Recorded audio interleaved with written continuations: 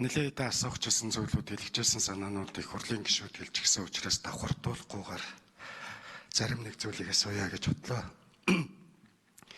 За, улсын хурлын гишүүнийг эргүүлэн татах тухай асуудлыг төрийн сонгуул болгоноор иргэд сонгогчид асуудаг. Энэ ажлыг та нар хийх юм уу, хийхгүй юм уу гэд. Нэр дэвшигч нараас.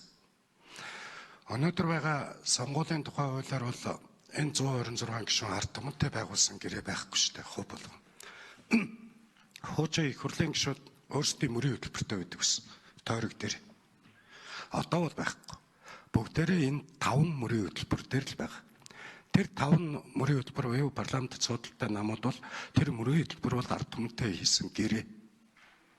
Өгсөн саналаараа тэр мөрийн хөтөлбөрөнд дэмжигдэж их хурлын гишүүд мөрийн хөтөлбөр бол ард түмэнтэй хийсэн гэрээ. Тэгэхээр энэ мөрийн хөтөлбөрөө биелүүлэхийн тухай асуудал байгаа. Нэгэсэндээ засаглуул бид сонгогдвол ийм ажилийнэ гэдэг зүйлээ хийж чадахгүй байгаад нь татах уугүй гэдэг тухай ярих хэрэгтэй. Дараагийн асуудал нь за их хурлын гишүүнийг эргүүлэн татцсан байхад дараа нь яах? Оронд нь хэнийг оруулах? Тэр механизмыг хаана суулгах гэсэн.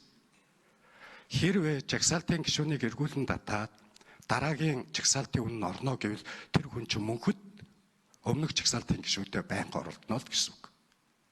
Байнга оролдсон шүү дээ. Тэгэхээр тухайн дэвшүүлсэн нам нь хэнийг оронд нь оруулах юм бэ гэдэг зүйлийг энэ хуулийн төслөөр би харах гээд чадсангүй. Дээрэс нь энэ олонхын конопор их хурлд олонхыг бүрдүүлэгч нь ёс зүйн хороо байна уу, нам байна уу, иргэд сонгогчд байна уу, цэц байна уу ингээ оруулаад ирэхэд их хурлын гишүүдийн олонхын конопор их хурлын гишүүнээс эргүүлэн татагдана гэж байна. Энэ нь болох юм уу? Нэгэсэндээ эрх барьж байгаа олонх энэ гишүүн байх нь бидэнд хэрэгтэй, байхгүй байх нь бидэнд хэрэгтэй гэдэг конопоны үйлчлэл орно. Тэгэхээр энийг яаж зохицуулах вэ? Тэгээ ёс зүйн дүрм гэж бас батлах ёсгүй баха. Ер нь ёс зүй ярьж байгаа бол нэгэнт хэрвээ энэ хууль батлагдвал дагаж гарах хууль болж хуурах ёстой байна. Дүрмээр бид нар асуудлыг шийдэх нь бас буруу баха. Ер нь бол зүгээр их хурлын гишүүдэд одоо жишээ нь эрүүгийн хууль чинь нэг талаасаа эрүүгийн гэмт хэрэгтнийг шийдэхээс гадна нөгөө талдаа айлгах буюу соён гэгэрүүлэх ажил үүдэг. Чи хүн гэмтээвэл тэдэн жилийн ялтаа шүү гэдэг. Тэрнтэй адилхан ийм зүйл бас их хурлын тухай хуулинд байх нь зөв байх гэж бодож байгаа. За хариулъя ажлын хэсгийн 2 номер. За дотоод гишүүний асуултанд хариулъя. Юун түрүүн уг хуулийн төсөлтэй холбоотойгоор хэрэгцээ эгүүлэн татагдвал гэдэг ийм нөхцөл та хэллээ. Энэ бол улсын хурлын сонгуулийн хуулиар зохицуулагдах байна. Улсын хурлын сонгуулийн хуулиар. Өөрөөр хэлбэл одоо ч гэсэн улсын хурлын сонгуулийн хуулиар зохицуулагдаж байгаа. Тийм учраас тэргээрээ бас зохицуулагдана. Хоёрдугаарт бас нэг зүйлийг бид нэр хүн бодох хэрэгтэй. Дүрмээр байх уу, хуулиар байх уу гэдэг бол улсын хурлын өөрийнх нь онцгой бүр их асуудал аа. Одоо бол дүрмээр ёс зүйн дүрмийг зохицуулж ирсэн байна. 2009 оноос хойш. Анх удаа 2009 онд бол энэ дүрмээр зохицуулсан юм лээ. Хожим 2021 онд дүрмийг бол шинчилж батлаад одоо дагаж мөрдөж байна. Тийм учраас энэ бол өөрөө цаашид хууль байх уу, дүрм байх уу гэдгээс үүдэлтэйгээр иргэний ирсэн гомдол болгоныг бас хилцээд байх. Одоо бол дүрм тийм юм байлээ шүү. Ирсэн гомдлыг л одоо ёс зүйн дэд хороогоор хилцэх юм. Заавал хилцэх юм зохицуулттай. Тийм учраас хуулийн төсөлд урьдчилан хянан үзэж гэдэг ийм нөхцөлийг бичсэн. Түүний дараагаар цаашид үндсэн хуулийн цэцэд хандах уугүй юу гэдгийг шийдэхийн тулд эхлээд дэд хороо мань өөрөө бас нээлттэйгээр хэлэлцээд чуулганаар хэлэлцээд цаашид үндсэн хуулийн цэцийн энэ асуудал цаашаа өрнөнө. Хоёрдугаарт бас нэг зүйлийг бас бид бүхэн бас бодох хэрэгтэй. Монгол улсын үндсэн хуулийн одоо 92 онд хүчин төгөлдөр дагаж мөрдөж ирснээс хойш хамгийн түрүүний батсан хууль үндсэн хуулийн цэцгийн хууль гэдэг 5 сарын 10-ны өдөр 92 оны. Энэ хууль хүчин төгөлдөр үйлчилж эхэлснээс хойш өнөөг хүртэл яг одоо ч гэсэн иргэд үндсэн хуулийн цэцэд улсын хурлын гишүүн цөөл зөрчсөн хэсэг асуудал, эгүүлэн татах хэсэг асуудлаар мэдээлэл гаргах, өргөдөл гаргах эрх нь одоо ч бас нээлттэй шүү.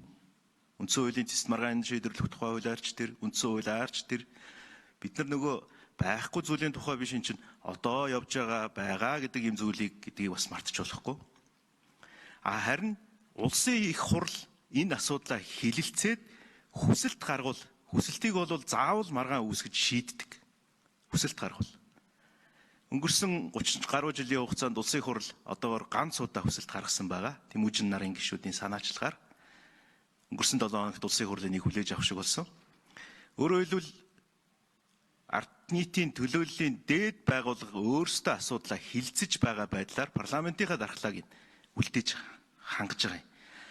Хэрвээ одоо хүчин төгөлдөр үйлчилж байгаа хуультайгаа энтэйгээ зэрэгцээд энэ дараачийн жагсаалтаас нь шууд оруулахгүй гэдэг хуулийн зохицуул энэ ёстой хин нэгэн зориулсан хууль болох байна. Хуулийн бол төсөл бол хин нэгэнд ерөөсөө зориулаагүй.